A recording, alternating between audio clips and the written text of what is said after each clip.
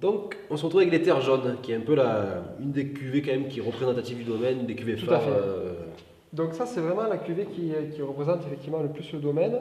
Donc on a goûté 2 vins en Ventoux, Ouais, donc tout toujours à fait. avec ce terroir très varié, etc. Et puis là, on est en Baume de Venise. Baume de Venise rouge, donc comme je l'expliquais tout à l'heure, donc là on est tout en haut de l'appellation de Baume de Venise. Donc c'est des terres uniquement de couleur jaune, Ouais. des terres jaunes, Magnifique d'ailleurs. et de l'époque du Trias. Donc Trias, c'est avant le Jurassique. Et en fait, les dentelles Montmirail, qui sont ces plaques calcaires qu'on voit quand on passe sur l'autoroute, là, en montant, en fait, à l'échelle géologique, ces plaques calcaires sont montées très rapidement.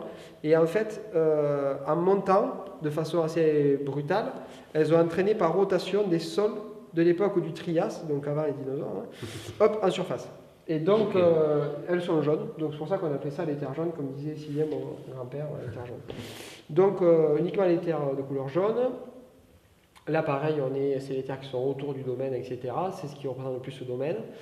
Voilà, Du coup, donc là, qu'est-ce que ça va apporter justement alors là, ces terres, on est sur un style tout à fait différent que les Ventoux. C'est des terres beaucoup plus pauvres. D'accord. Des terres avec une particularité qui donne des côtés poivrés et épicés au vin.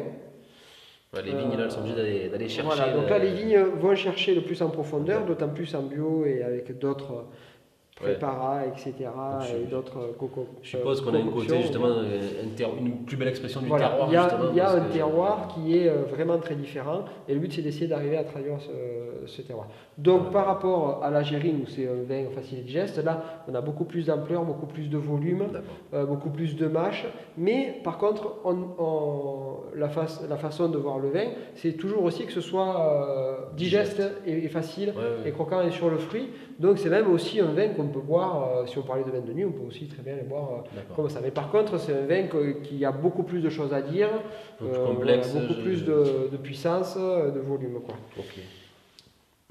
On va goûter Donc ça. là, on cherche toujours aussi le fruit, évidemment. Quoi, hein, c'est un peu, Mais c'est vrai que ouais, même au nez, on sent quand même les épices dont tu Ah parlais ouais, tout à ouais, l'heure. bien sûr. On les...